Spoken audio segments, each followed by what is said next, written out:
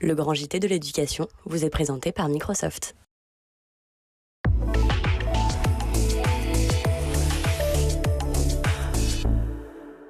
Bonjour à tous et bienvenue dans le Grand JT. Tout de suite, le sommaire. L'école comme première petite société pour former les citoyens de demain. Mais dans un climat tendu, comment instaurer de l'apaisement dès le plus jeune âge? On en parle avec nos invités dans quelques instants. Qu'il s'agisse de prendre la parole en public ou d'un rendez-vous amoureux, avoir confiance en soi n'est pas chose facile. Un atout donc déterminant dès le plus jeune âge. On en parle avec Chiara Pastorini. Alors que la France vient de repasser en alerte urgence attentat, Guillaume Ouattara fera la lumière sur le plan Vigipirate, ce que ça veut dire et surtout ce qui va changer dans notre quotidien. Guillaume, que l'on retrouve tout de suite pour l'actualité en bref. Bonjour Guillaume. Bonjour Virginie, bonjour à tous. On ouvre ce journal avec les alertes à la bombe qui se multiplient depuis ce matin partout en France. Oui, et à chaque fois, la mécanique est la même. Des mails de menaces envoyés depuis les espaces numériques de travail, les ENT, ou depuis le système Pronote à l'ensemble des élèves et aux professeurs pour menacer de mort ou menacer de mettre des bombes dans les établissements. Au lycée Kléber à Strasbourg, par exemple, ce matin, ce ne sont pas des menaces islamistes qui ont été proférées, mais tout l'inverse. L'auteur des menaces en avait contre les personnes arabes et musulmanes. Voilà ce que dit la presse locale ce matin. Dans son mail, il est indiqué qu'il avait placé des bombes dans l'établissement et qu'il détenait des armes, nous raconte BFM Alsace. Voilà ce que dit une élève du lycée Kléber, un parent d'élève, pardon. Les gamins sont morts de trouille. Certains viennent de loin et n'ont pas pu faire demi-tour lorsqu'ils ont pris connaissance de la situation. Ce matin, les forces de l'ordre sont toujours sur place au lycée Kléber pour assurer la sécurité du site. C'est la même chose à Colmar, Reims ou encore dans les Hauts-de-France où les alertes se multiplient. Un établissement de Reims a été évacué. Les équipes de School TV se trouvaient ce matin dans un établissement toujours de l'Académie de Reims où des mesures de sécurité informatique ont été renforcées. Et toutes ces affaires, Guillaume, s'inscrivent dans le rehaussement du plan Vigipirate dont vous allez nous parler dans votre chronique tout à l'heure. Dans ce contexte de torpeur assez généralisé, un jeune homme soupçonné d'avoir lancé de fausses alertes à la bombe a été arrêté et écroué. Oui, l'homme est âgé de 21 ans. Il vivait en Gironde, vous l'avez dit. Il est suspecté par les forces de police d'être à l'origine de plusieurs fausses alertes, a déclaré le parquet d'Angoulême. Il a reconnu les faits. Lui sont notamment imputés un courriel à connotation terroriste qui avait entraîné l'évacuation d'un lycée de Charente le 13 mars dernier. La vérification de son matériel informatique a permis de mettre en lumière le fait qu'il était à l'origine d'autres faits commis dans d'autres villes. Et pour l'anecdote, même si c'est loin d'être anecdotique, mais il signait ses menaces de mort par le nom d'une personne qu'il harcelait aussi sur les réseaux sociaux. Son avocate s'est exprimée pour l'agence France Presse et elle dresse le portrait d'un jeune marginal. Il n'a pas eu les outils pour apprendre les relations sociales et vivre en société.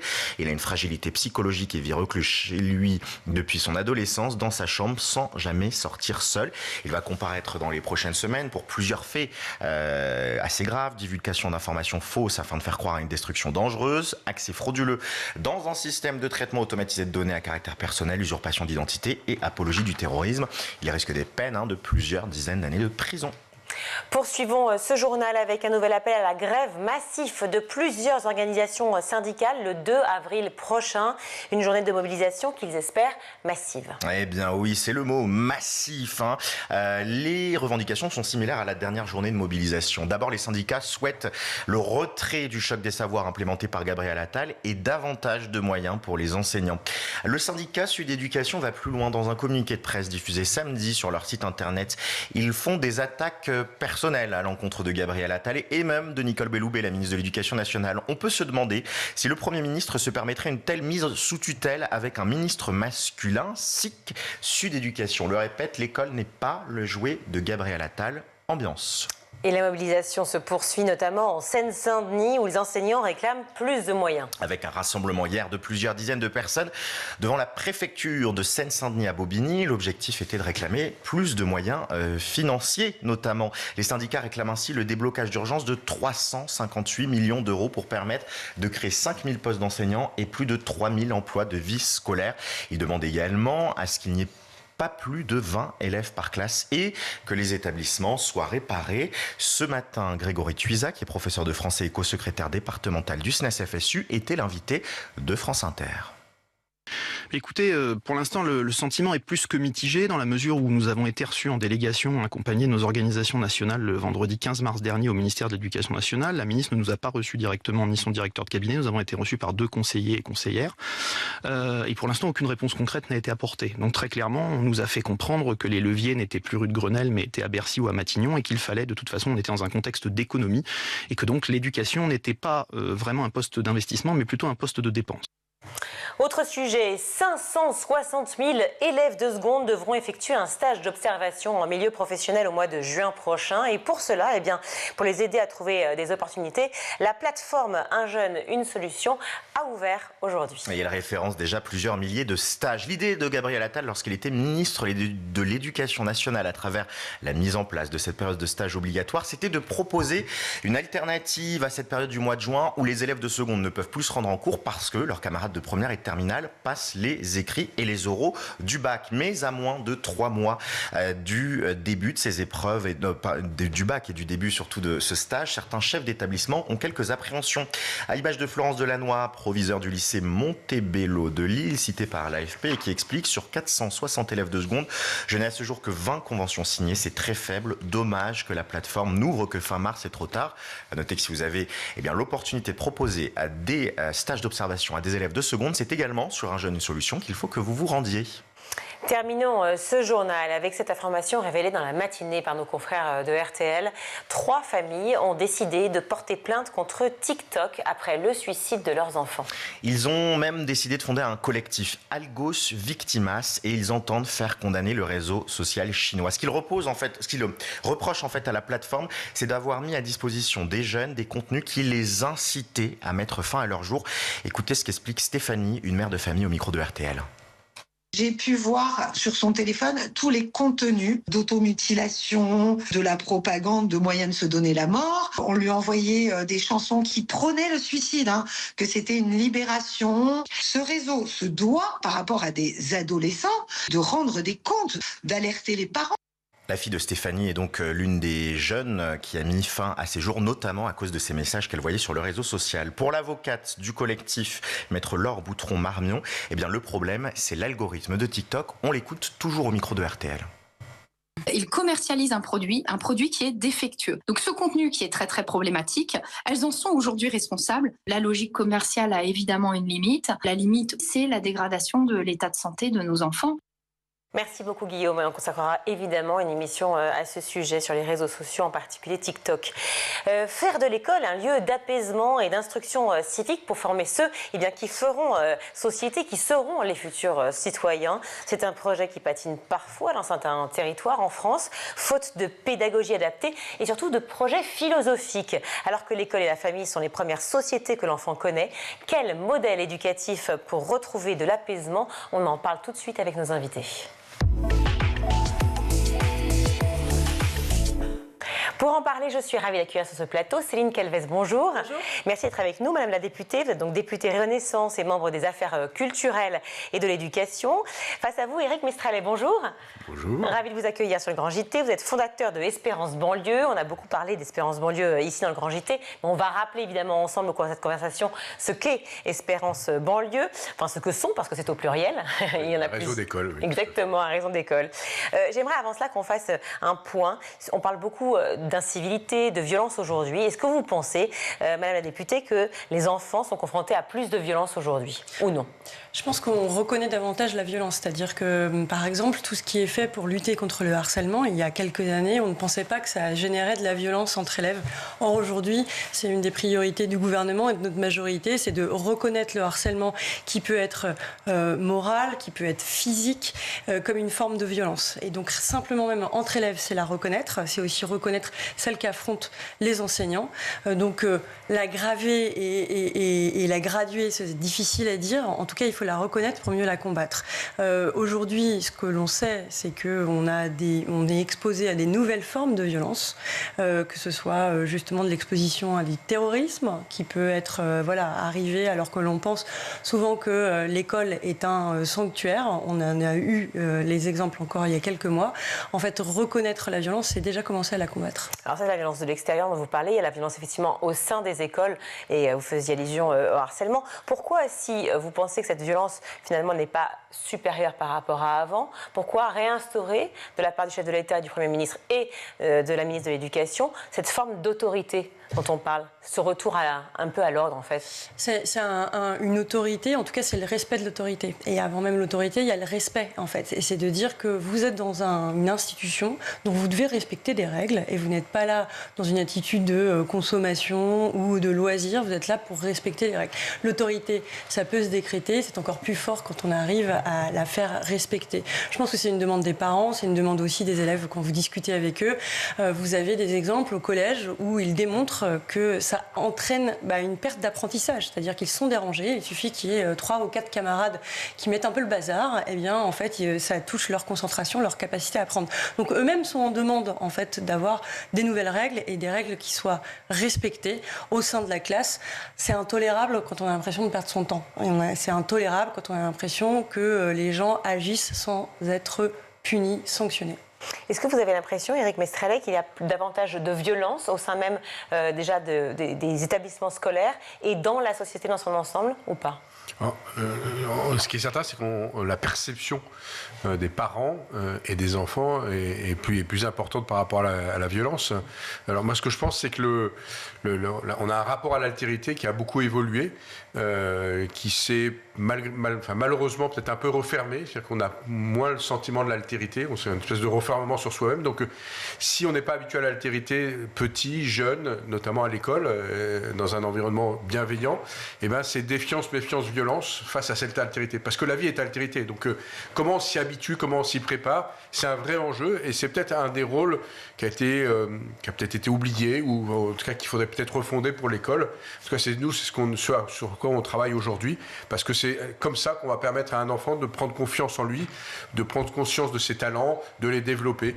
Voilà, les développer sans être dans un monde de bisounours où il n'y a pas d'altérité, où les gens seraient similaires à soi-même. Il faut véritablement rencontrer cette altérité parce que nous sommes des êtres de relation et c'est dans la relation, dans l'échange avec les autres qu'on va pouvoir se construire et devenir ce que l'on est. Mais comment vous expliquez justement ce dont vous parlez, c'est-à-dire l'enfermement sur soi, peut-être sur sa propre famille, sur sa propre communauté, ou même tout simplement sur soi?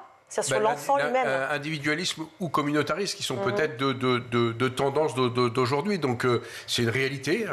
Donc je pense que c'est contre ça et que doit jouer. Et ce pourquoi l'école doit jouer, c'est comment finalement l'école, première petite société en dehors de la famille, en dehors d'un moi individualisé qui est trop fort aujourd'hui, on va rencontrer les autres, on va devenir ce que l'on doit être. Vous ressentez cet individualisme aussi, Céline Calvez? Moi je ressens surtout, je vais aller dans votre sens complètement, Éric Mestrallet, c'est que en fait dans la cour d'école on devrait apprendre à faire ce que l'on va faire plus tard dans le monde. En fait, moi, je ne crois pas trop à l'école sanctuarisée qui serait protégée de tout et qui, une fois qu'elle mettrait l'élève dans le monde extérieur, l'élève serait un peu brusqué puisqu'il n'aurait pas été confronté à l'autre. L'altérité, c'est important. Alors, tout ça dans un cocon, mais c'est pas... Mais pourtant, excusez-moi, mais il est de fait confronté à la réalité. Quand on est dans une école, on a des camarades de classe, on a des enseignants, on a des personnels éducatifs, une infirmière scolaire... Enfin, si elle est là. Mais parfois, la réalité, elle ne franchit pas l'école quand il n'y a pas forcément de mixité. Et ça, il y a plein de choses qui l'expliquent. On a des territoires qui sont déjà ségrégés par le logement ou par les activités économiques qui font que certaines classes sociales ne côtoient plus du tout d'autres classes sociales. Mais c'est un petit peu aussi, malheureusement, accentué par des contournements de cartes scolaires ou autres. Aujourd'hui, ce que je trouve très intéressant, c'est de regarder comment on peut mettre en place des cours d'empathie, de la possibilité de cultiver cette altérité.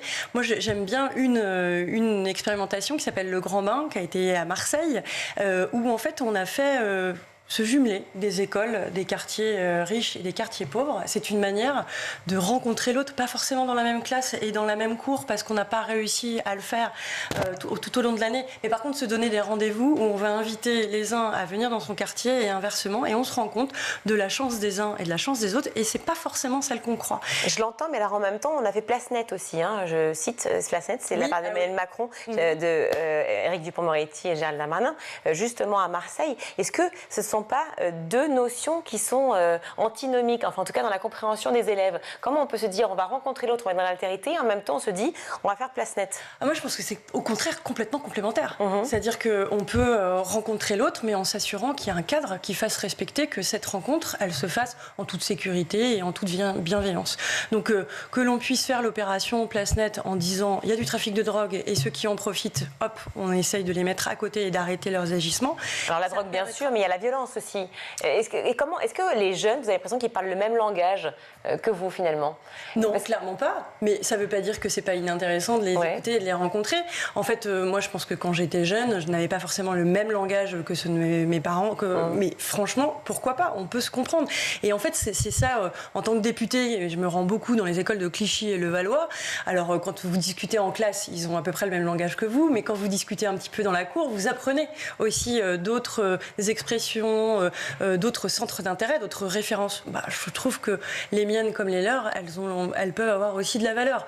Tout l'idée, c'est la transmission et la confrontation. Mais la confrontation, dans la confrontation d'idées, et pas la confrontation de monde qui serait ce que l'on voit sur les réseaux sociaux, où on est chacun dans sa bulle, en fait. Et donc, à un moment, on n'a plus de référence commune. L'école peut en être. L'école pour les élèves, mais aussi pour les parents et tous ceux qui entourent l'école. Moi, je crois beaucoup dans l'action des associations aux côtés des enseignants, en complémentarité, pour ouvrir les élèves à ce qu'est la laïcité, ce qu'est l'éducation à l'environnement, ce qu'est l'éducation à l'économie. Quelque chose où, finalement, on vient en complémentarité des enseignants, parce que dans l'école, on lui fait tellement porter de choses à l'éducation. Il faut qu'il règle tous les soucis de la société. Les enseignants ne peuvent pas le faire tout seuls. Les associations et tous ceux qui veulent faire réussir l'éducation nationale, celle d'une nation, il faut ouvrir de temps en temps aussi le chantier. Mais les confronter quand même à la réalité de la société, ce que disait Céline Calvès, Éric Mestralet, de se retrouver dans une situation où l'école n'est plus vraiment un sanctuaire et finalement on doit former, ce qui est quand même la promesse de départ, les citoyens de demain. Alors, elle n'est plus un sanctuaire, mais quelquefois, elle s'est trop sanctuarisée. C'est-à-dire qu'elle n'est plus suffisamment ouverte sur l'environnement. Les professeurs veulent se protéger, à juste titre, à certains moments, mais il n'y a plus l'alliance avec les parents, avec l'écosystème. Les enfants considèrent qu'il y a deux autorités qui ne se respectent pas complètement. Les professeurs sont de mauvais professeurs pour les parents sont de mauvais parents pour les professeurs. Or, un enfant ne peut réussir que si les deux autorités sont alignées pour l'aider à s'épanouir, à franchir les obstacles, à monter l'escalier de l'ascenseur social. Parce que l'ascenseur dont on parle souvent, c'est un côté un peu magique. L'enjeu, c'est faire des efforts c'est se confronter, c'est trébucher quelquefois, mais c'est en trébuchant qu'on se relève et qu'on monte et que finalement on relève les défis auxquels demain on va être confronté. Donc c'est à ça que doit servir l'école. Et il faut, à mon avis, qu'avec des associations, mais il faut encore que l'école le permette. Et aujourd'hui, c'est malheureusement pas pleinement le cas. Alors, il y a plein d'explications à ça, mais il y en a une qui me paraît assez facile à comprendre, c'est qu'on a un peu industrialisé le modèle de l'école, à juste titre sur certains aspects, mais on a perdu la dimension organique d'une petite société, d'une première petite société, d'une grande famille. Voilà, ce que nous essayons de faire, nous, dans nos écoles, pour recréer cette alliance qui devient naturelle et qui permet de recréer cette convergence dont on a besoin, dont les enfants ont besoin véritablement aujourd'hui. Mais on parle justement de cette mixité sociale et scolaire. Comment se sentir intégré dans une société quand le principe d'inégalité est déjà opérant, déjà effectif au sein même de l'école? Vous le voyez bien avec le réseau d'écoles que vous avez créé. Vous parlez de cette IPS qui est important, cette idée qu'effectivement une famille, un élève, un enfant qui naît dans une famille défavorisée aura moins de chances qu'un autre de réussir, moins de chances d'apprendre dans de bonnes conditions. Comment fait-on pour pouvoir dire aux élèves « ne vous inquiétez pas ». On met les moyens. Vous aurez cette chance-là. On met des moyens et je reprends une mesure dont je suis très fière qu'elle a été portée par la majorité présidentielle, qui est ce dédoublement des classes en CP et CE1 en REP et REP+. C'est quand même là où on en avait le plus besoin qu'on a décidé de mettre des moyens pour que les effectifs soient autour de 12 élèves. Je peux vous dire qu'à Clichy, il y en a eu, il y a 2 écoles qui sont concernées. c'est forcément fédérateur et transformateur. C'est même transformateur du point de vue des enseignants qui se rendent compte qu'ils n'ont pas les mêmes, forcément le même temps d'attention. Et donc c'est aussi ça, c'est aussi la promesse républicaine de dire, eh bien là où tu en as le plus besoin, je vais mettre plus de moyens. C'est une façon de le faire, de réduire les inégalités. C'est aussi de faire devoirs faits au collège ou de mettre en place des petits déjeuners dans les écoles, dans les quartiers les moins bien dotés. C'est aussi de le faire comprendre à l'ensemble de la société et faire comprendre à la société que le choix de l'école de chaque parent, elle a un impact sur la société. Si je décide de mettre mes enfants dans telle école qui est l'école du secteur, ou si je décide de les mettre ailleurs, peut-être dans un milieu plus privilégié, ça a des conséquences sur l'ensemble de la société. Si je décide de faire confiance à des écoles qui ont des méthodologies particulières, et je connais bien Espérance Banlieue pour être allée il y a quasiment un an, jour pour jour, dans celle d'Anières, voilà, je vois que c'est une méthode différente, que c'est aussi le choix des parents, la possibilité aussi à tous ceux qui aident Espérance Banlieue de le permettre. Mais c'est une histoire en fait, nos choix pour l'école de nos enfants ont vraiment un impact sur la société d'aujourd'hui et de demain. Et ça, il faut le comprendre. C'est bien ce qu'on espère, c'est que ces écoles puissent inspirer à travers non pas tel ou tel aspect, mais principalement, uniquement, exclusivement, c'est cette petite communauté éducative sur laquelle je reviens régulièrement. Il faut recréer de la proximité pour recréer de la confiance. Je suis très touché de voir comment, grâce à cette proximité, l'enfant va pouvoir révéler ses talents, comment les parents vont oser évoquer telle ou telle difficulté, que ce soit vis-à-vis de leurs enfants, mais aussi vis-à-vis des autres enfants, et ça. Et en fait, très vite, on traite les signaux faibles. Voilà. J'ai été à une formation sur le harcèlement dispensée par l'Éducation nationale. Elle a été parfaite. Si ce n'est que je ne vois pas comment il est possible de la mettre en œuvre de manière réaliste, puisque j'étais avec d'autres directeurs d'établissement, enfin j'étais avec des directeurs d'établissement et en l'occurrence c'était du privé sous contrat, donc on n'était pas tout à fait alignés de la même manière. Et ils disaient mais nous les harcelés c'est nous, parce qu'en fait très vite les parents se servent de cet outil pour faire pression sur le directeur. C'est les risques, hein, c'est pas du tout systémique, mais en fait, nous, qu'est-ce qui se passe? C'est que le harcèlement, il peut arriver tout le temps. Et il faut pouvoir le traiter très vite. Et donc, c'est pour ça que je reviens sur ma petite société, ma petite dimension organique où, finalement, on est tous ensemble à essayer de résoudre des difficultés, des problèmes. Et donc, on ne les laisse pas pourrir. Et je pense que c'est ça le grand enjeu aujourd'hui, c'est traiter très vite les difficultés pour permettre à un enfant de s'épanouir, aux parents de se reconnaître, voilà, et de lever une difficulté, une incompréhension. Il y a beaucoup d'incompréhension aujourd'hui. Et on ne peut pas laisser ça, et c'est ça qui s'enquiste et qui fait de la difficulté aujourd'hui. Mais alors, faire société, justement, si je reprends le principe de petite société que vous développez effectivement dans vos réseaux d'écoles Espérance Banlieue, c'est aussi donc, être plus à l'écoute de l'autre, parler de l'altérité, c'est aussi peut-être avoir un comportement plus citoyen, ça veut dire peut-être plus d'instruction civique à l'école. Comment ça se concrétise au jour le jour ? Alors, l'instruction civique, c'est presque une ça s'appelle l'éducation morale et civique, voilà, maintenant, attention, mais... L'éducation morale et civique, mais comment on peut avoir une éducation morale et civique qui est incarnée? C'est parce qu'on a le respect, ça a été évoqué par Madame la députée tout à l'heure. Si j'ai le respect de l'autre, si j'écoute l'autre, si je fais des choses avec l'autre, si je résous des difficultés avec l'autre, si je rends service à l'autre, si j'ai de l'attention à l'autre, naturellement, ça se met en place. Pardon, Éric, si ça se décrète, ça marche, peut pas marcher. Je comprends, mais sauf que ça ne peut pas donc se décréter, et ça s'apprend dans la famille, ça s'apprend à la maison, ça s'apprend pas à l'école. Alors, l'idée, c'est de concourir à. C'est là l'alliance dont on parle entre les familles, l'école et les enfants, enfin au service des enfants, permet peut-être à des parents de prendre en compte certains sujets qu'ils n'avaient pas totalement vus. Et l'idée, c'est comment on s'entraide. Et c'est là où l'école joue son rôle de première petite société, parce que c'est vrai que dans la famille, on vit quelquefois en vase clos, on peut ne pas avoir certaines dimensions, on a des habitudes qui ne sont pas forcément de bonnes habitudes, mais c'est en étant confronté à d'autres habitudes qu'on peut dire « Ah j'ai peut-être loupé ça », ou si quelqu'un fait différemment, je vais apprendre. Et c'est comme ça qu'on fait société véritablement. On ne se referme pas sur soi-même. Faire société quand effectivement on a le sentiment d'une inégalité qui est persistante, qui est existante, qui est là depuis toujours, peut-être les parents, les grands-parents déjà, une inégalité aussi sur le point de vue scolaire. on peut réussir certains dans telle matière, d'autres moins, et on se sent donc soit humilié, soit mis de côté, en marge. On est harcelé, malheureusement, ça arrive. J'aimerais comprendre, est-ce que vous disiez que c'était important de construire un sentiment joli d'appartenance à la nation française? Est-ce qu'on arrive à développer cette notion-là lorsqu'on ressent cela? Oui, complètement. D'abord, on est forcément inégaux par nature. Donc il y a des gens qui sont bons, il y a des gens... Mais on a tous un talent. Et donc l'idée, c'est de révéler le talent, même si c'est simplement être bon camarade. Parce que si je prends conscience de ce talent-là, je vais prendre confiance en moi. Et donc, je vais développer d'autres talents. Ça, c'est la première chose. Ça, c'est la deuxième chose, c'est on a des choses en commun. Et c'est ce commun-là qu'il faut travailler. On a une histoire en commun. On a un patrimoine en commun.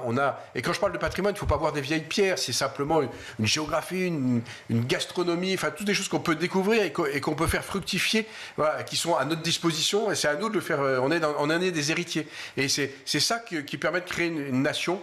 Voilà, c'est des us et coutumes, c'est tout ça qu'on peut pratiquer à l'école, et là il n'y a pas de bon ou de mauvais, c'est simplement des gens qui contribuent chacun à sa mesure. Il peut y avoir quelqu'un qui est très bon en théâtre, l'autre qui est très bon en sport, c'est chacun qui va apporter ça à la société, et c'est ça qu'on doit révéler dans l'école.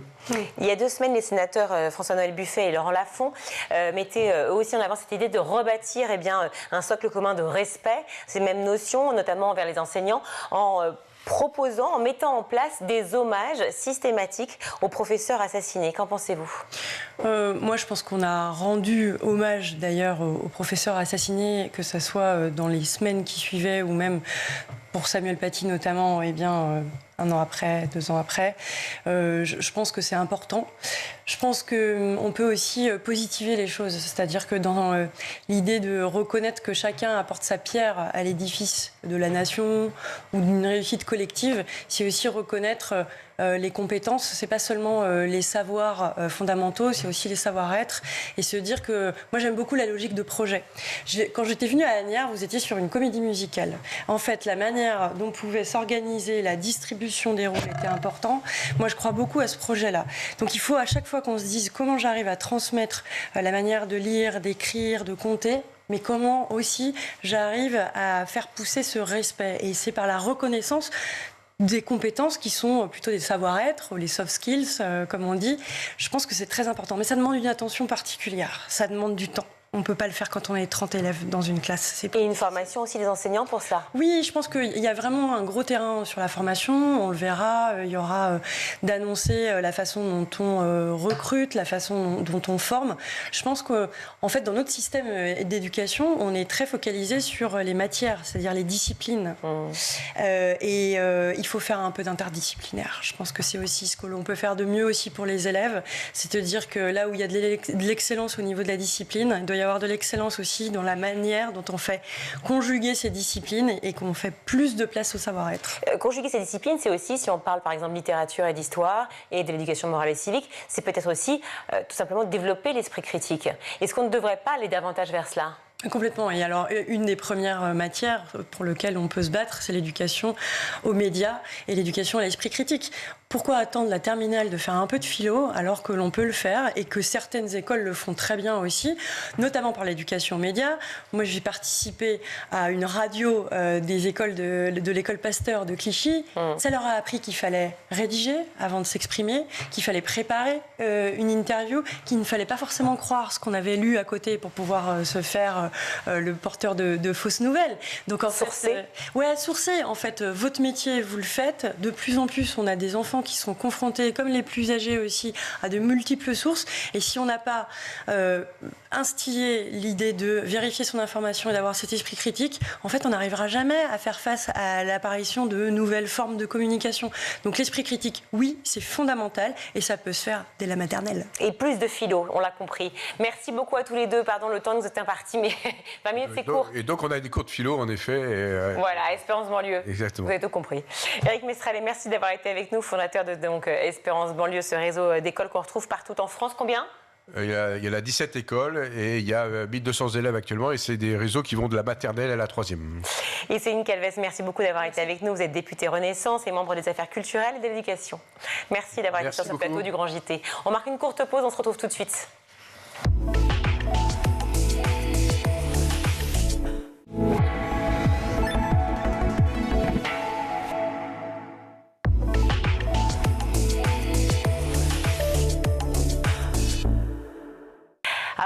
la voix qui tremble soudainement, le rouge aux joues qui montent, les idées confuses, être hyper gêné, que ce soit pour un rendez-vous pro ou pour un rendez-vous amoureux, et bien oui, ça arrive à tout le monde. Ça s'appelle la confiance en soi, c'est ça? Est-ce que vous avez confiance en vous, Chiara Persorini? Alors, moi, je suis un peu comme tout le monde, hein, donc bien sûr, on a tous ressenti surtout ce manque de confiance en soi à un moment ou à un autre. Donc, quand on parle de confiance en soi, c'est ce sentiment de croire en ses propres capacités, ce sentiment d'y arriver. Mais bien sûr, il y a des situations dans la vie où on a peur, que ce soit de prendre la parole en public, que ce soit avant un rendez-vous amoureux ou avant de passer un examen. Donc voilà, moi aussi, à presque 50 ans, j'ai toujours quelques problèmes, bien sûr, de manque de confiance en moi. D'où cette idée de vouloir écrire ce livre, se faire confiance pour les philophiles. Alors tous ceux qui effectivement connaissent un peu la philosophie, qui l'aiment, qui l'apprécient, ou même ceux qui ne connaissent rien, car ce bouquin est fait pour vous. C'est une collection dirigée par Claire Marin. Elle est parue chez Gallimard Jeunesse. Donc c'est un livre assez incroyable. Se faire confiance, comprendre ce que ça veut dire aussi se faire confiance, parce que la confiance c'est assez abstrait finalement. Ça veut dire quoi? C'est un cours croire en soi par rapport au regard de l'autre. Ça veut dire quoi exactement? Comme je disais tout à l'heure, c'est qu'on expérimente souvent, c'est surtout le manque de confiance. Donc ce manque de croire en ses propres capacités, finalement, de cette envie qu'on a à un moment ou à un autre de quitter sa zone de confort pour y aller. Ce n'est pas tant d'avoir le sentiment de réussir, mais d'y aller. Et évidemment, il y a des études de 2019 faites sur les Français entre 18 et 30 ans qui montrent que 50% des Français n'ont pas confiance en eux et 10% pas du tout. Donc ça veut dire que c'est quand même un thème qui concerne tout le monde, c'est un thème universel, c'est pour ça aussi que j'ai eu envie d'aborder ce sujet-là. Et puis parce que aussi dans l'histoire de la philosophie, c'est vrai qu'on ne l'aborde pas forcément en ces termes. Bien sûr, on peut penser à Ralph Emerson, donc philosophe américain qui a écrit un essai sur la confiance en soi. On peut penser à l'essai plus contemporain de Charles Pépin. Mais c'est vrai que ce thème de la confiance en soi traverse la pensée, surtout sous d'autres termes. Donc j'ai eu envie un petit peu de retracer la genèse aussi, selon une approche philosophique, de ces sujets et voir comment, bien sûr, aujourd'hui plus que jamais, on a besoin de parler de confiance en soi. En lisant ce livre, en travaillant une interview, je me suis dit, je vais écrire pas mal de questions, puis finalement, quelle idée de reprendre des questions qui me sont propres, alors que les plus belles sont ici écrites dans le livre. Confiance en soi, estime de soi ou amour de soi. Et c'est vrai que c'est la question qu'on puisse se poser aussi très facilement. Est-ce qu'avoir confiance, c'est devoir s'estimer ou en tout cas prendre en compte l'amour que l'on a pour soi? Alors évidemment, il y a un lien entre ces trois concepts, confiance en soi, estime de soi, amour de soi, mais on peut faire quand même une différence. C'est-à-dire que la confiance en soi, on l'a vu, c'est cette croyance dans ses capacités qui nous pousse à agir. Donc il y a un lien très fort avec l'action. Quand on parle d'estime de soi, en revanche, on fait plutôt référence à la valeur qu'on accorde à soi-même. Hein, l'un des premiers qui a parlé d'estime de soi, c'est le philosophe et psychologue William James, qui définissait l'estime de soi comme le produit d'une comparaison entre le moi réel, c'est-à-dire l'ensemble des représentations que je me fais de moi-même, et le moi idéal, donc l'ensemble de représentations de ce que j'aimerais être. Le plus je suis dans l'échec, le plus cet écart entre ces deux moi augmente. Et donc, l'estime de soi baisse. La valeur que je donne à moi-même baisse. Vice-versa, quand j'ai réussi quelque chose, j'ai diminué cet écart et l'estime de moi augmente. Donc, l'estime de soi, c'est plutôt quelque chose qui est lié à la valeur. Je peux tout à fait avoir beaucoup de confiance en moi et pourtant ne pas me donner beaucoup de valeur. Ça c'est fait pour, effectivement, lorsqu'on parle de soi vraiment et de son soi intérieur. Mais enfin, est-ce qu'on peut le décorréler finalement de l'autre? Parce que, est-ce qu'on n'est pas tout le temps en miroir par rapport à la confiance qu'on a de soi? Bien sûr, il y a toujours un lien avec l'autre, le regard de l'autre, qui est fondamental dans ces concepts-là, que ce soit la confiance en soi, l'estime de soi. La relation à l'autre est constitutive de ces sentiments-là et on le voit de la naissance. Dès la naissance, on dépend des autres. Le bébé humain, c'est l'être peut-être le plus immature parmi les différents mammifères. On naît et on a un cerveau qui est développé aux 30% de nos possibilités. Il faudrait une maturation de 18 mois pour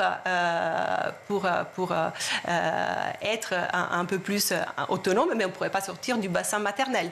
Donc 9 mois, c'est un bon compromis pour que le bébé puisse arriver dans le monde et en même temps, il a besoin quand même d'être complètement pris en charge, nourri, soigné, etc. par la mère, par l'adulte, par une sage-femme, etc. Donc, on voit bien que de la naissance, on ne peut ne pas se fier à l'autre. Faire confiance, c'est du latin confidere, se fier à. Donc, cette relation à l'autre est fondamentale et constitutive depuis le début.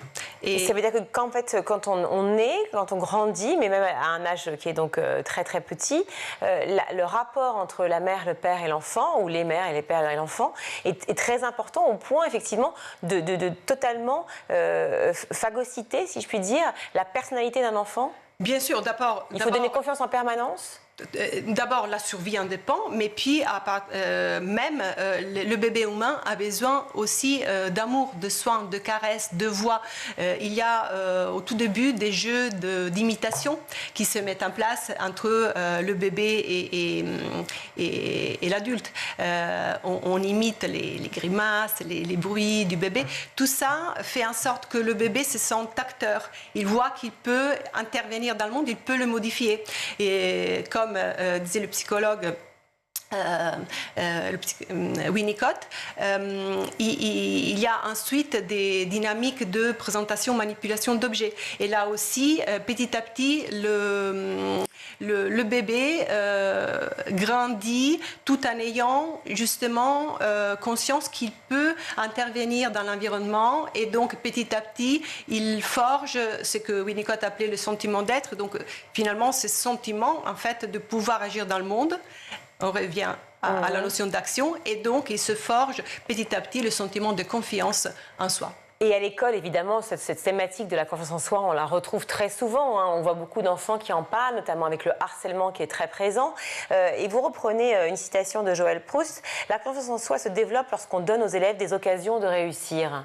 Alors, oui, dans un milieu scolaire, le problème de je parle du problème de la confiance en soi parce qu'en général, on parle de manque de confiance en soi à l'école. Et en particulier dans le système scolaire français, qui est un système méritocratique où la note devient indicateur de la valeur d'un individu, la confiance en soi est dans ce cas souvent fragilisée, avec des dynamiques aussi qui incitent à la comparaison et à la compétition. Au classement, tout à fait. Joël Proust travaille là-dessus et travaille en particulier sur les stéréotypes aussi qui sont véhiculés par une société et qui ont des effets aussi sur les résultats scolaires. Des stéréotypes liés par exemple au genre ou des stéréotypes liés au milieu social. Donc si on peut prendre un exemple, Joël Proust parle par exemple du stéréotype lié au genre, comme par exemple le stéréotype « les filles sont nulles en géométrie ».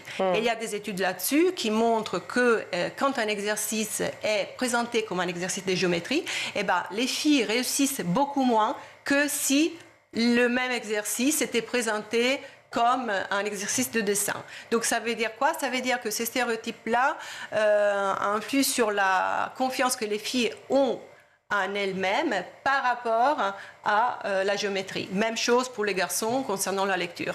Bon, si vous voulez tout comprendre des enjeux de la confiance en soi, savoir si elle est déterminante dans notre rapport au monde, notre rapport aux autres, évidemment, dans le cadre scolaire, mais aussi dans la vie, eh bien, vous lisez ce livre, Se faire confiance, de Chiara Pastorini et Violaine Leroy, paru aux éditions Gallimard Jeunesse. Merci beaucoup d'être venu sur notre plateau du Grand JT, d'être venu sur School TV pour parler de cette confiance en soi qui est si importante. Se faire confiance, voilà. J'ai l'impression qu'il a été fait pour moi, ce livre. Merci beaucoup d'avoir été avec nous. On va retrouver tout de suite Guillaume Ouattara pour sa chronique. Guillaume, pour votre chronique, vous allez dans le prolongement de votre JT consacré à ces nouvelles alertes à la bombe dans les établissements scolaires face à l'intensification des menaces et les attentats survenus vendredi en Russie. Le plan Vigipirate a été renforcé et passe en urgence alerte attentat. Qu'est-ce que ça va changer pour nous, pour les familles, pour les élèves ? Eh bien, pas mal de choses. D'abord, c'est une mesure qui est temporaire et qui doit prendre place à la suite immédiate d'un attentat ou si un groupe terroriste identifié ou non localisé passe à l'action. Ça ne se met pas en place par hasard. Et hier soir, lorsqu'il a annoncé la mise en place de ce plan urgence attentat, Gabriel Attal a détaillé les raisons sur un X que je vous propose de découvrir. À la suite de l'attentat de Moscou, un conseil de défense et de sécurité nationale a été réuni ce soir à l'Élysée par le président de la République. Compte tenu de la revendication de l'attentat par l'État islamique et des menaces qui pèsent sur notre pays, nous avons décidé de rehausser la posture Vigipirate à son niveau le plus élevé, urgence attentat. 300 nouvelles mesures entrent donc immédiatement en vigueur avec ce renforcement du plan Vigipirate. Voici quelques-unes de ces mesures relevées par Le Point. La mobilisation de moyens supplémentaires, des moyens humains, des moyens financiers pour la protection du territoire, la diffusion d'informations pour protéger les citoyens en cas de crise, notamment via des alertes directement sur les téléphones, l'augmentation du nombre de patrouilles sentinelles, vous savez, c'est les patrouilles dans tous ces lieux de culte, dans les gares également, 7000 militaires qui seront mobilisés, et puis le renforcement des filtrages et des fouilles, notamment dans les événements qui accueillent du public. À quand remonte, Guillaume, le dernier passage en urgence attentat ? Eh bien, c'était au mois d'octobre dernier, souvenez-vous, c'était à la suite de l'attaque terroriste qui avait coûté sa vie à l'enseignant Dominique Bernard, professeur de français, assassiné dans cette attaque donc à Arras. Ce rehaussement, il avait duré plusieurs semaines et on était repassé en niveau 2, puisque l'urgence attentat est niveau 3, qu'à partir du mois de janvier dernier. Donc on est resté finalement que quelques semaines en niveau 2. Vous nous rappelez les 3 niveaux du plan Vigipirate ? Oui, on peut les découvrir à travers cette infographie de Visactu. 3 niveaux donc. D'abord le niveau de vigilance, des mesures permanentes de sécurité valables en tout temps et en tout lieu, avec des mesures dans les transports, dans l'accès aux bâtiments officiels. Ça, c'est depuis le 1er décembre 2016, ces 3 niveaux. Deuxième niveau, sécurité renforcée, risque attentat. Ça, c'est quand le niveau est élevé de menaces terroristes, c'est dans l'ensemble du territoire, ou ciblé sur des zones particulières avec des mesures permanentes renforcées. Et vous le voyez donc, l'urgence attentat, vigilance et protection maximum en cas de menace imminente ou à la suite immédiate d'un attentat, avec des mesures exceptionnelles et une durée limitée à la gestion de la crise. Le chef de l'État, Emmanuel Macron, était en déplacement aujourd'hui. Il a à son tour justifié cette urgence attentat. C'est notre confrère Léopold Holbert de BFM TV qui l'explique.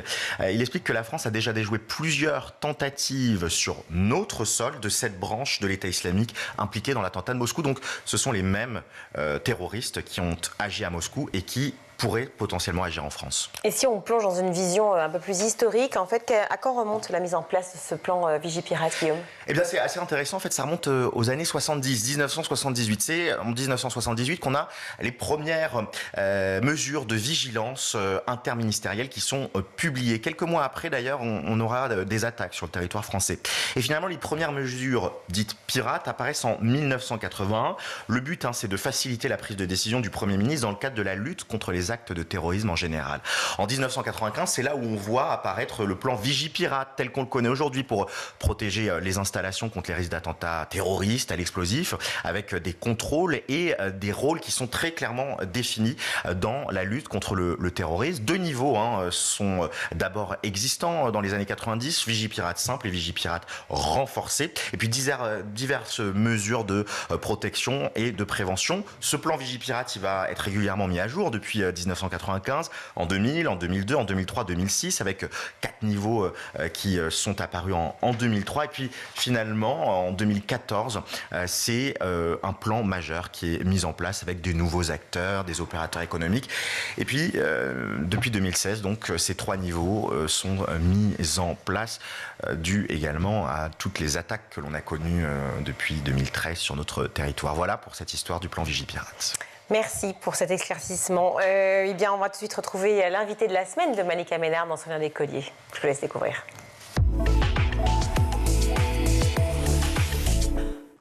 Bonjour à tous et bienvenue dans Souvenirs des colliers. Chaque semaine, je reçois une personnalité qui se confie sur son enfance et sa scolarité. Et avec moi cette semaine, Vincent Colonna, alias Petite Culotte. Bonjour Vincent. Salut. Alors tu es chanteur, le grand public t'a découvert il y a quelques années avec La Gofa Lolita qui a été un véritable tube. Sur YouTube aujourd'hui, le clip totalise 50 millions de vues. C'est énorme. Incroyable. C'est un énorme carton. Depuis, il y a un premier album, Liberta Lolita, et aujourd'hui, tu viens nous parler de ton deuxième album, Infesta, sorti au mois de décembre. Un album de reprise dans lequel, notamment, tu as collaboré avec Patrick Sébastien. Ouais, entre autres. Et Marge aussi, la gagnante de The Voice en 2021. Est-ce que tu es satisfait du résultat ? Magnifique, parce que comparé au premier album, là on a vraiment mis les gros moyens et donc du coup il y avait énormément, il y avait une vingtaine de musiciens live. On a enregistré à Ferber à Paris dans un espèce de studio mythique. Donc on est tous dans une grande salle et le fait d'avoir des vrais musiciens, ça se fait plus vraiment. Maintenant les albums ils sont faits dans des studios avec des ordinateurs et là moi je trouvais ça magnifique d'avoir une cohésion, une espèce d'osmose entre tous les artistes et les musiciens. C'est un album qui te ressemble alors ? Ouais, parce que ces chansons, c'est un peu le mix de toutes les chansons que j'ai jouées pendant des années et des années dans les bars pour mettre l'ambiance. Donc des chansons italiennes, espagnoles, anglaises, etc. Donc je suis très fier de ça. Le programme dans les prochains mois, c'est quoi pour toi ? Alors on a déjà presque 50 dates à partir de juin jusqu'en septembre. Donc une grosse tournée d'été. Des festivals, des mairies, des gros établissements, etc. Et il y a une date, je pense que ça sera le 28 juin à Paris, au Café de la Danse, mais on est en train de la terminer. D'accord. Pour enchaîner avec des vraies dates, avec un vrai spectacle dans des salles dans toute la France. Une tournée, quoi. Une vraie tournée, ouais, où je présente quelque chose. Les gens viennent et on a un vrai projet avec des lumières, avec des danses peut-être. Etc. On a l'impression que tu as la sensation toi-même de te professionnaliser. Ouais. Quelque part, comment rendre... Parce que là, ce qui marche vraiment, c'est que les gens viennent et s'amusent. Donc la difficulté, c'est comment on continue, on garde ça, parce que les gens, ils se sont habitués à ça. C'est ce que j'aime, faire danser les gens, donner mon énergie, etc. Mais entre aussi... peut-être transmettre un message, peut-être transmettre une façon de bouger, une façon de s'exprimer, un vrai truc à dire. Et c'est ça, trouver le juste milieu. Bon, on arrête de se projeter dans le futur, on va faire un petit flashback, on va remonter dans ton enfance. Pour commencer, tu as grandi où ? J'ai grandi toute mon enfance à Ajaccio. Tu es corse ? Ouais. J'ai essayé de faire un accent, tu peux le faire. Et je sais pas on s'en rend pas compte en général quand on le fait. Hein. C'est pas mal. Ton enfance là-bas, c'était comment ? L'enfance là-bas, c'est tout le monde se connaît, donc fatalement il y a tout ce qu'on fait le lendemain, tout le monde est au courant. Donc il y a une vraie quelque part c'est très bien et très difficile en même temps. Parce que moi, on peut dire qu'il y a du très bien parce que les gens ont beaucoup de valeur en Corse et on va au fond des choses et quand on dit quelque chose on le fait, etc. Mais à côté de ça, on n'a pas cette liberté qu'on pourrait retrouver à Paris où finalement on est presque obligé de tous se ressembler si on veut être accepté. Oui. T'as l'impression que tu pouvais pas pleinement être toi-même, alors peut-être Je pense pas. Que tu le faisais quand même. Déjà, le fait de chanter, etc., automatiquement, j'ai toujours chanté jusqu'à mes 18 ans que des chansons corses. Je suis rentré dans un groupe corse très connu où on a fait des choses magnifiques et c'est ce qui me plaisait à ce moment-là.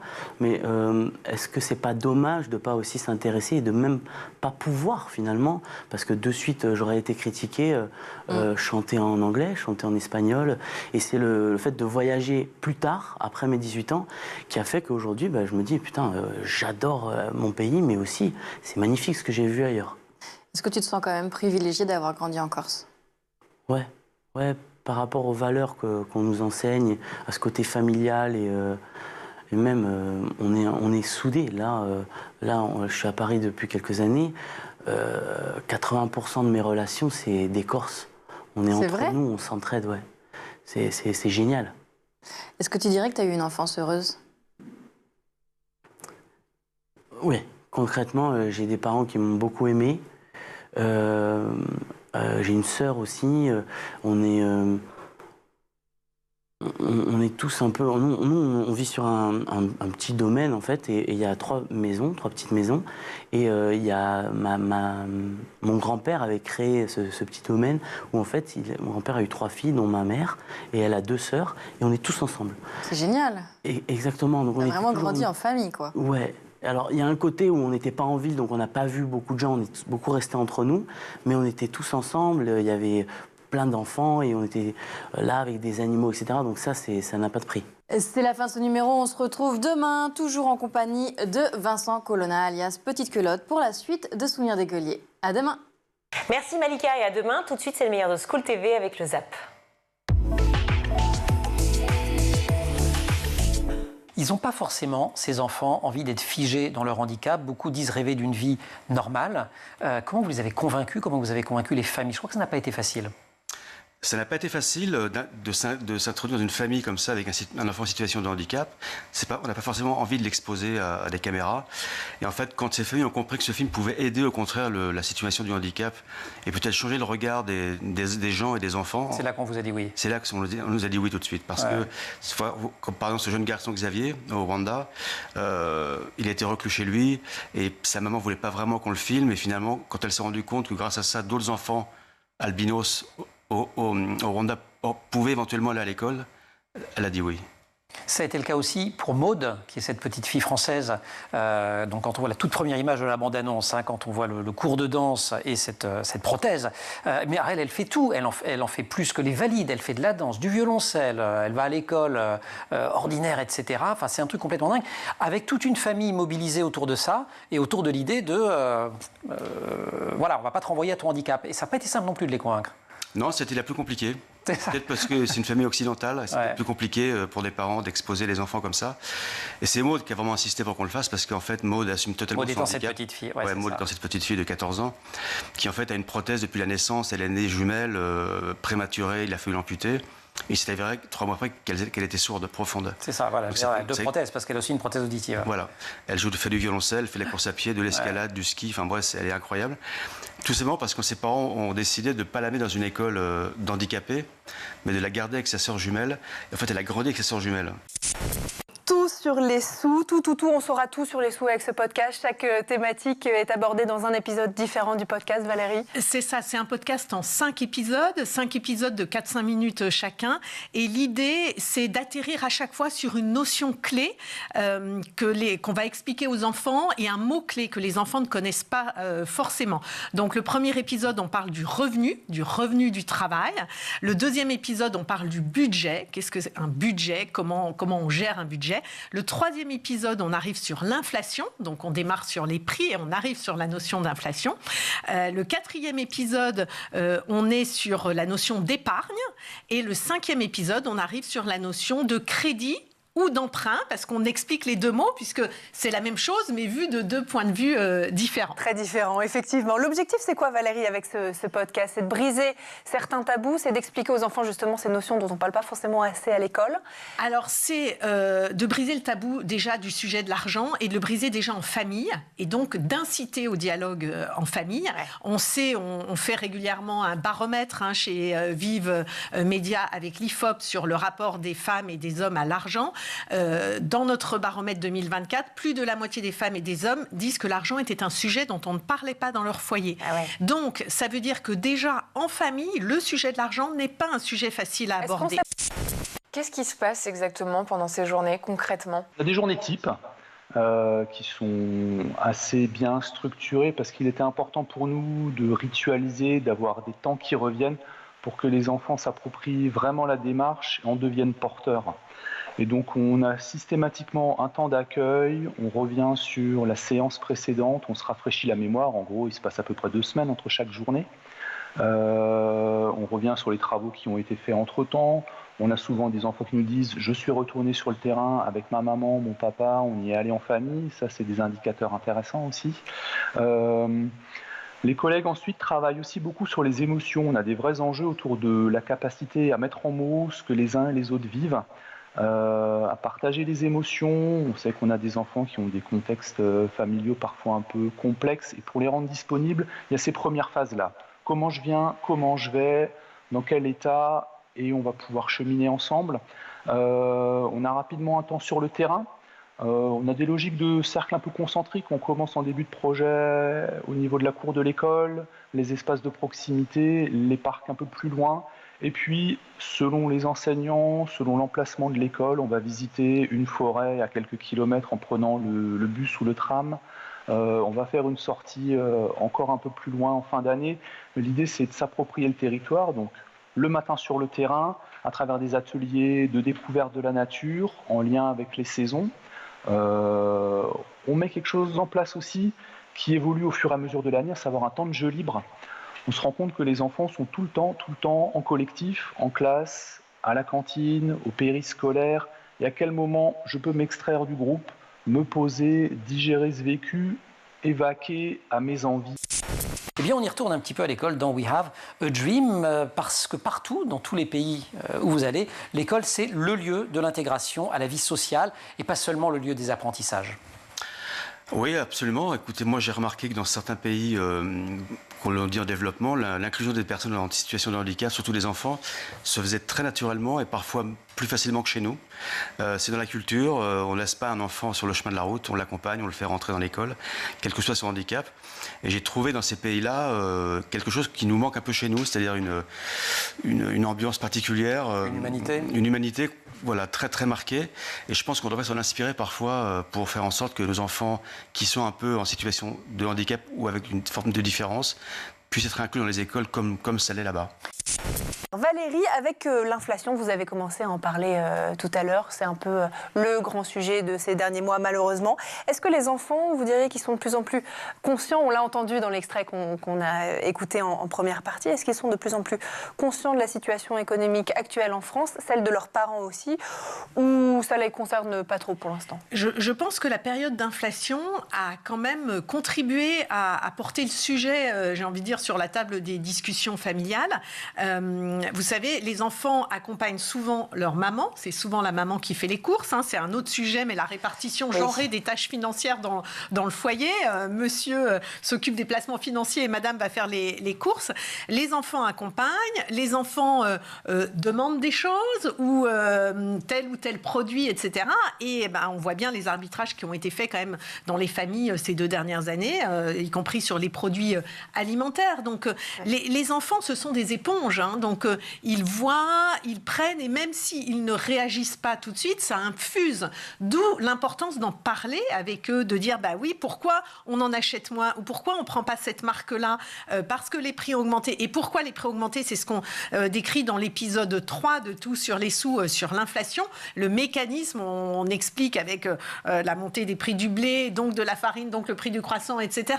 Mais c'est très simple, en fait, d'expliquer aux enfants, finalement, pourquoi le prix il augmente et pourquoi aussi un produit peut être plus cher à un endroit qu'à un autre, parce que par exemple le loyer du commerce n'est pas le même selon l'endroit où est placé le commerce, etc. Et donc tout ça, ça aide à construire un discernement aussi, en fait. L'idée c'est ça, c'est de comprendre certaines notions et puis de construire un discernement, et il n'est jamais trop tôt ni trop tard, mais enfin c'est mieux que si on commence pas trop tard, pour commencer à aborder ces notions. Et puis c'est d'ailleurs le sujet de cette semaine de l'éducation financière, avec les réseaux sociaux, Internet, etc. Les enfants sont quand même amenés, notamment dans les jeux vidéo, etc., à acheter des choses. Enfin, voilà. Donc, grâce aux influenceurs ou à cause aux influenceurs aussi. Ils sont confrontés, la question des influenceurs qui vous proposent de gagner des milliers d'euros facilement, etc. Donc, il y a aussi toute cette éducation-là à faire sur, j'ai envie de dire, démystifier l'argent facile. Et Agathe, dans ta loupe, tu nous parles d'Upaya, une école inédite en pleine nature. Tout à fait, c'est une école nichée au beau milieu de la campagne orléanaise à Drie. Ce projet a vu le jour en septembre 2019 sous l'impulsion de plusieurs familles. C'est un établissement privé hors contrat et l'objectif affiché par cette école alternative, c'est de favoriser l'épanouissement et l'autonomie des élèves, ce qui implique de les faire participer à des prises de décisions qu'ils prennent main dans la main avec les enseignants, qu'on préfère d'ailleurs appeler des facilitatrices d'apprentissage. Située dans le village de Drie, à 20 km d'Orléans, Upaya est une école alternative, en pleine nature, pour des enfants et des adolescents qui ont entre 3 et 18 ans. Upaya est une école qui propose un cadre démocratique, c'est-à-dire que chaque enfant a un pouvoir de décision sur les règles et les projets de l'école. L'école met en avant la dimension de savoir-être nécessaire à l'équilibre de chaque individu. La communication non violente fait partie des fondements des relations au sein de notre collectif. Nous accordons une place aussi importante aux pédagogies corporelles qu'intellectuelles, en proposant notamment des ateliers de type yoga, méditation, arts martiaux. Nous vivons au rythme des saisons et la nature constitue pour nous un support essentiel d'apprentissage. Upaya, c'est aussi une école ouverte sur le monde. Nous aimons faire venir des intervenants qui nous transmettent leur passion et aussi organiser des sorties. C'est la fin de cette édition. Merci à vous tous de nous avoir suivis. On se retrouve bien sûr demain avec toute l'équipe du Grand JT. Aujourd'hui à la réalisation, c'est Romain Luc, le son Héloïse Merlin, le maquillage Laure Audemont, Laura Girard et Emma Ferret à la rédaction. Très belle soirée à tous. Ciao.